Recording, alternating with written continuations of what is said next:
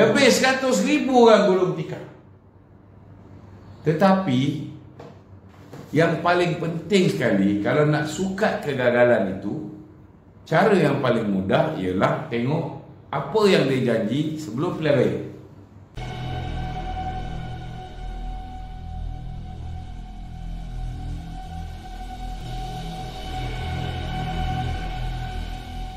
Sebelum pilihan raya, mereka buat 60 janji. Daripada 60 janji itu, 10 janji dia katakan dia akan buat dalam tempoh 100 hari pertama. Daripada 10 janji yang dia buat dalam tempoh 100 hari pertama, dia kata dia nak selesaikan, hanya satu je, iaitu menghapuskan GST.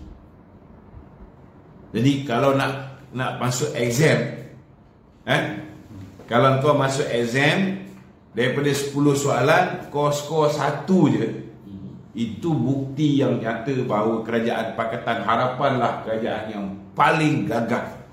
Ya, betul. Dan kegagalan tu disambung oleh Muhyiddin. Ini kerajaan yang paling gagal. Itu baru cerita janji 60 hari. Dan satu janji itu pun janji yang bodoh, yang menyebabkan negara kehilangan 30 bilion satu tahun. Berbanding antara kutipan SST dengan GST. Dan menyebabkan orang pun hilang keyakinan nak bagi pinjam duit pada negara pun tak ada yakin. Sebab tidak ada fixed income. Yang sebelum ini kita kutip melalui GST lebih kurang 4 bilion setiap bulan. Kita kutip GST. 3.9 ke 4 bilion. Belum lagi kita cerita dengan janji-janji dia lebih kurang dalam 59 janji yang tak ditunaikan. Dah masam lebih janji. Itu baru kegagalan untuk menunaikan janji. Belum lagi kegagalan dalam menjaga, pertama, kedudukan Islam sebagai agama persekutuan. Belum lagi belum lagi kegagalan untuk menjaga kedudukan hak istimewa orang Melayu.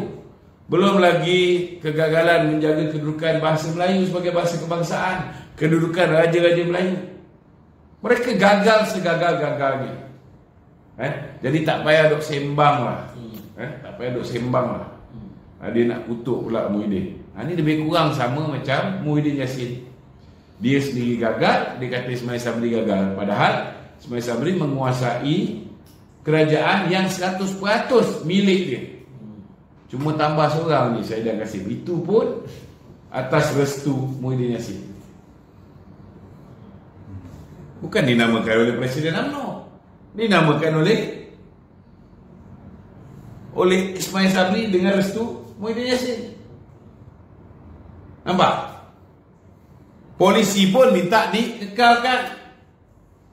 Benda-benda lain pun minta dikekalkan. Macam mana nak perform? Itu pun setidak-tidaknya banyak juga benda yang dia dah buat. Cuba bayangkan kalau dia dengar kehendak parti, buat pilihan raya, kita boleh bentuk kerajaan secara bersendirian, kita boleh memerintah mengikut acuan kita sendiri. Lebih banyak kebaikan dapat kita laksanakan untuk rakyat. Maka lagi jauhlah beza antara pemerintahan Barisan Nasional secara bersendirian dengan kerajaan hybrid, apatah lagi PH dan PM. Okey. Diki Siang hari ini mengatakan Agong mempunyai kuasa untuk sekat untuk sekat adakan PRU dalam. Memanglah Agong ada kuasa nak sekat untuk diadakan pilihan raya. Tapi Perdana Menteri kenalah menghadap ke bawah duli tuanku. Kan? Kalau Perdana Menteri menghadap ke bawah duli tuanku, maka pada ketika itu di atas budi bicara tuanku. Kalau tuanku rasa kita tak boleh buat pilihan raya, maka kena akur lah. Kena akur lah. Apa pilihan kita ada?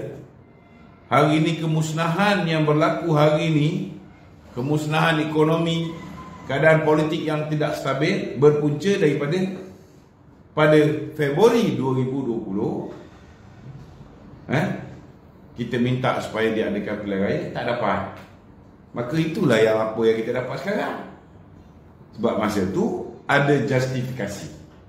Kita baru saja berhadapan dengan masalah wabak COVID-19. Walaupun banyak di-exaggerate, banyak cerita-cerita menakut-nakutkan rakyat tu, seolah-olah macam diada-adakan oleh pihak yang takut kehilangan kuasa, sampai dibuat lockdown satu negara, padahal pasal dia takut hilang jawatan Perdana Menteri. Okey, kalau katalah situasi dia, kalau tuanku bersetuju untuk bubar dan pembubaran Parlimen is dissolved. Dan apabila tempoh pembubaran, kita tahu SPR akan memberi tarikh penambah calon dan hari mengundi. Jika ketika hari mengundi itu banjir, adakah ia boleh membuat penangguhan ataupun diplomasi darurat yang dia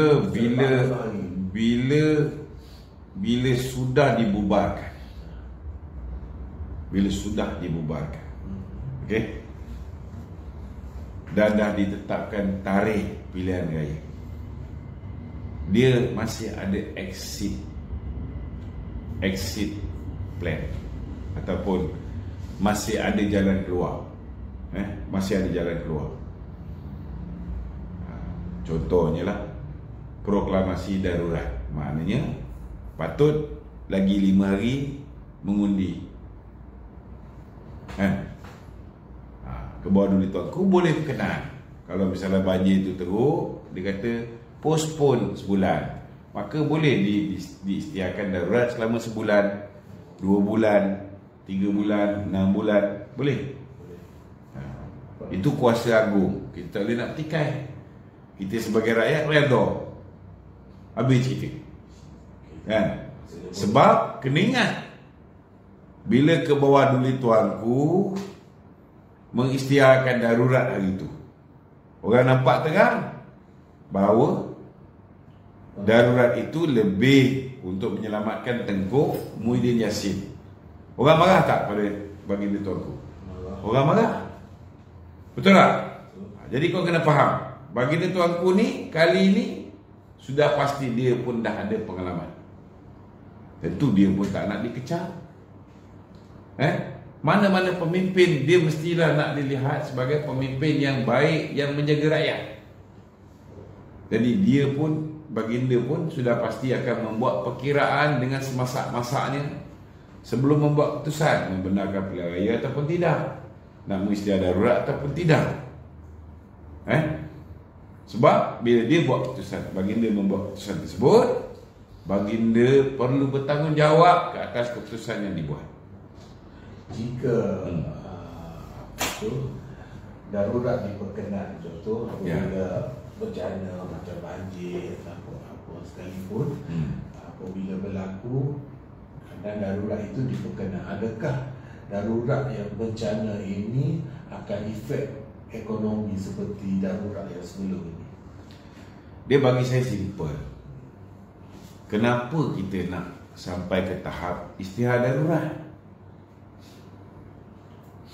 Kita hanya perlu isytihar darurat sekiranya banjir itu datang. Kalau MET pun kata bahawa banjir itu akan bermula November, minggu kedua, maka apa yang perlu dibuat? Dan tuanku pun boleh bagi pandangan kepada Perdana Menteri. Bubar sekarang, elakkan banjir. Buat pilihan raya awal Oktober. Betul tak? Boleh buat kan? Boleh. Betul tak? Tapi kalau memang sengaja ditunggu sampai November, kita pun tak boleh nak cakap apa. Kita redha sajalah. Betul tak? Kita redha saja. Tok, Okey? ada soalan tu. berkenaan dengan statement baru-baru ini oleh bekas Timbalan Perdana Menteri Tun Musa Hitam, di mana dia mengatakan UMNO PAS bersatu gabung belum cukup kuat lawan pengaruh PKR, kata Musa Hitam. Musa Hitam pula memberitahu bahawa jika UMNO dan PAS bergabung, mereka perlu memberi jaminan kepada bangsa dan agama lain yang akan diterima sebagai kumpulan rakyat Malaysia yang dilindungi. Adakah selama ini bangsa lain tidak dilindungi? Apa pendapat itu? Dia macam ni lah. Musa Hitam ni, dia memang betul lah pernah menjadi Timbalan Perdana Menteri, kita tak nafikan. Seorang yang dah dihormati, memang dihormati. Tapi kebelakangan ni, mungkin disebabkan faktor usia, otak pun dah semakin tumpul. Kenyataan yang dikeluarkan oleh orang-orang yang otak tumpul ni kadang-kadang kita pun pelik. Contohnya lah, dia kata, saya tak pernah lihat justice Badan Kehakiman begitu bebas. Takkanlah Musa Hitam tak tahu bahawa Ketua Hakim Negara tu lantikan Mahathir. Bukankah dia ni bukan main musuh lagi dengan Mahathir? Bukankah dia ni yang dulu mendedahkan betapa buruknya perangai Mahathir? Takkanlah Musa Hitam tak tahu tentang video bikin lenggam korek tu. What the hell is talking about? Itu sebabnya negarawan-negarawan macam ni, kita nasihat dia, kalau dah rasa otak tu dah macam nak tumpul, keep your bloody mouth shut. It's better.